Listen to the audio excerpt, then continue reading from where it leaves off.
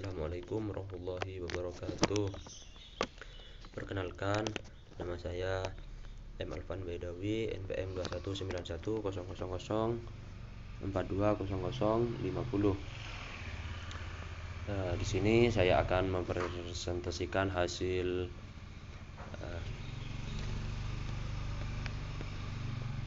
jawaban dari pertanyaan yang diberikan oleh dosen pengampu mata kuliah belajar dan pembelajaran.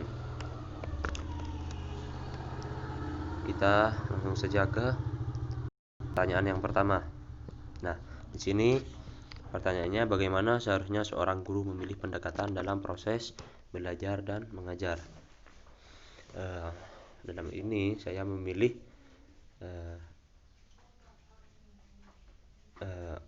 seorang guru bisa menggunakan metode pendekatan secara individual, karena pendekatan ini lebih mudah memecah persoalan kesulitan belajar dari masing-masing individu siswa.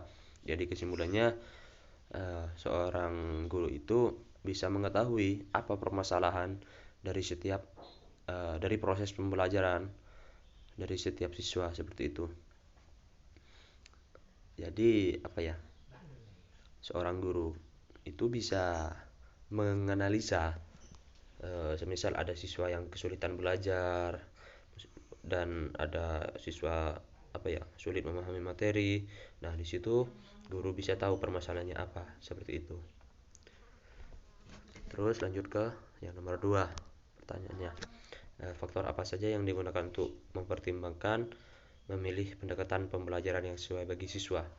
Yang pertama, itu yang harus dipertimbangkan adalah tujuan yang hendak dicapai. Jadi seorang guru itu harus mempertimbangkan dulu tujuannya apa, dia mengajar tujuannya apa, di situ harus jelas. Terus yang kedua, peserta didik. Nah, ya jelas juga di sini kan memang tujuannya itu ke siswa. Jadi memang peserta didik itu mempunyai peran penting dalam hal ini. Harus ada peserta didik, seperti itu.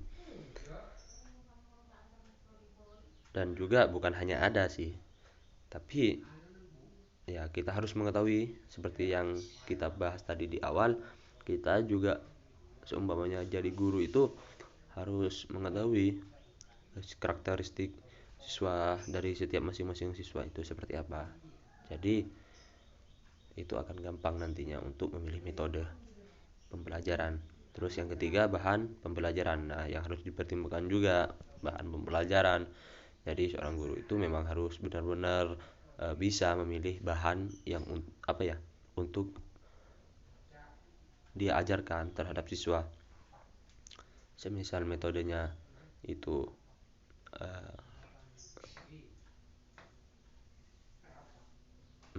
lebih mengarah terhadap keaktifan siswa di dalam kelas, jadi seorang guru itu bahan pembelajarannya itu mungkin agak mengangkat memilih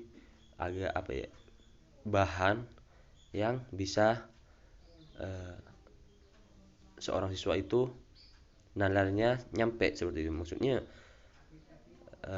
tidak bingung terhadap siswa sendiri. Siswa bisa berpikir semuanya. Contohnya seperti ini, diskusi masalah persoalan yang ada dalam negeri. Semisal ya contohnya kayak kemarin undang-undang Omnibus Law, salah satu contohnya. Jadi sebelum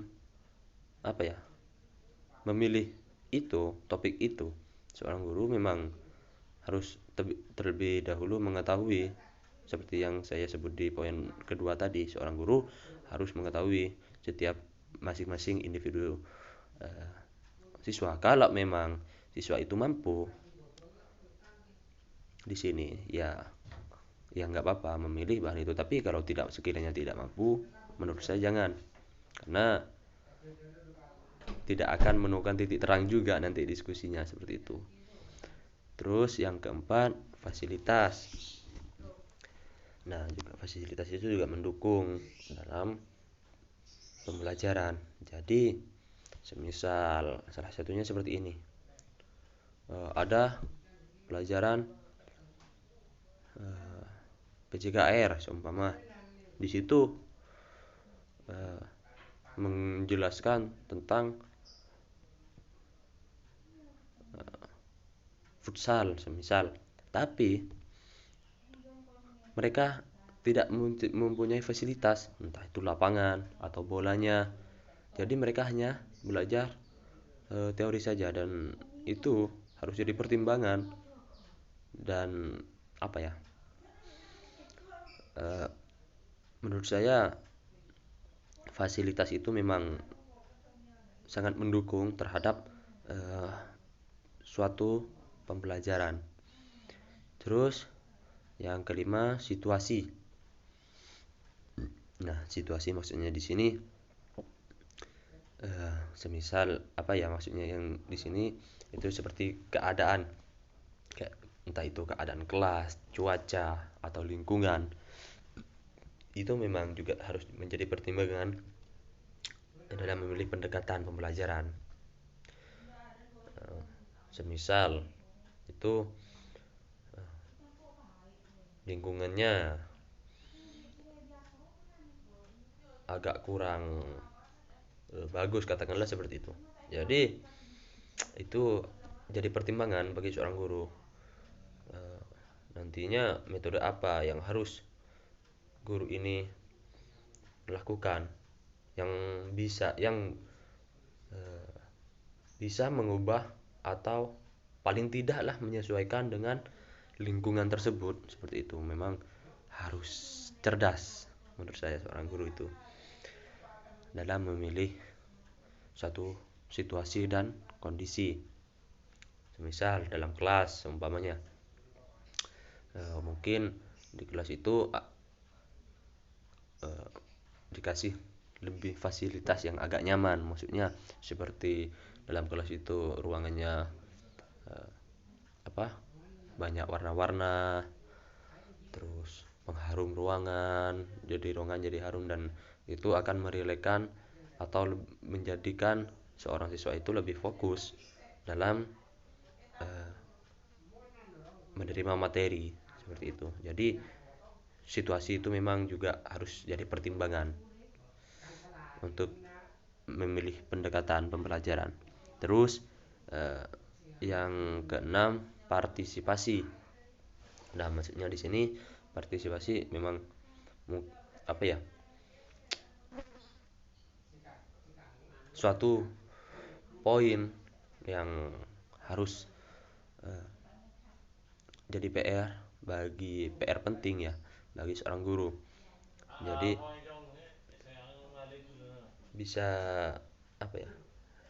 Dilihat atau menurut yang saya ketahui sendiri, saya alami sendiri, masih banyak seorang siswa itu tidak bisa berpartisipasi dalam suatu proses pembelajaran. Dia dikarenakan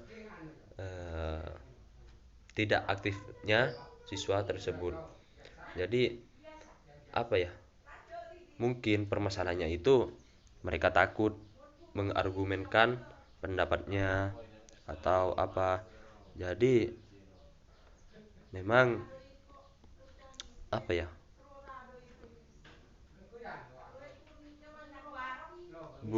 Seorang siswa itu butuh motivasi yang tinggi dari guru atau dari orang tua ataupun faktor lingkungan seperti itu. Jadi yang apa ya, yang saya contohkan tadi di poin 3, semisal ada diskusi, guru memilih bahan ini dan didiskusikan, ternyata yang berpartisipasi dalam hal ini sedikit, cuman ada beberapa siswa. Nah, itu harus jadi pertimbangan dalam memilih pendekatan pembelajaran seperti itu. Terus yang ketujuh, guru. Nah, kenapa guru? Padahal kan di sini yang sesuai bagi siswa, karena seorang guru itu menjadi panutan, seorang guru itu pedoman, seorang guru itu seorang apa istilahnya,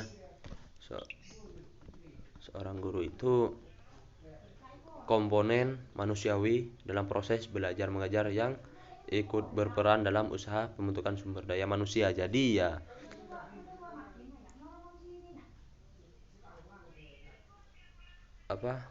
seorang guru itu memang mempunyai peran penting di sini. Nah, di situ peran guru itu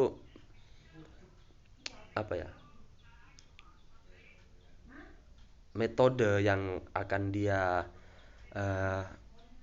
berikan terhadap siswa. Seperti yang saya sudah jelaskan dari awal tadi, metode yang akan diberikan terhadap suatu proses pembelajaran itu memang harus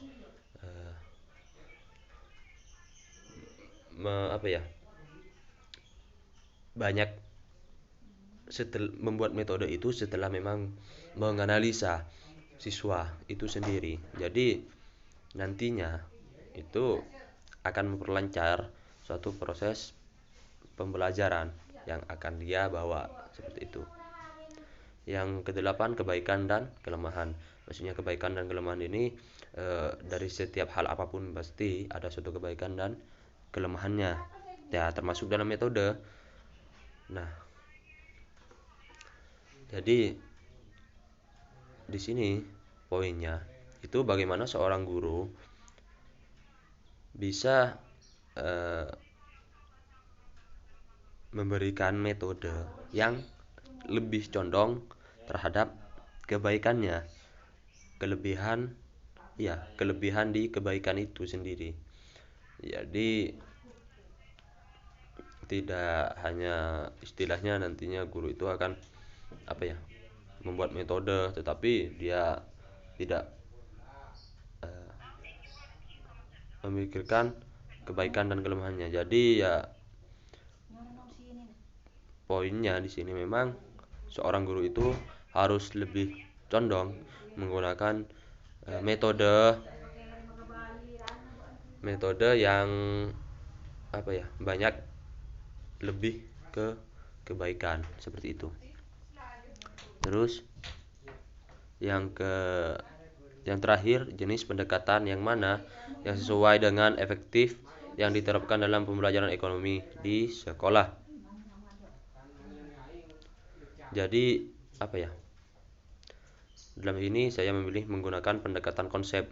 Jadi karena dalam penerapan pendekatan ini siswa diarahkan untuk bisa menguasai suatu materi dengan menggunakan konsep yang ada di dalam materi, sehingga fokus utama dari pembelajaran ini adalah pemahaman konsep dan subkonsepnya. Jadi dalam metode pembelajaran ekonomi saya memilih pendekatan konsep ini karena menurut saya pembelajaran ekonomi itu agak sedikit sulit, agak sedikit rumit, harus menggunakan dan perlu fokus tinggi dalam belajar mata pelajaran ekonomi. Jadi kan dalam pendekatan konsep ini menggunakan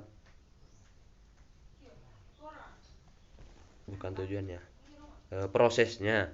Nah, dalam pendekatan ini prosesnya itu menuntut siswa itu fokus terhadap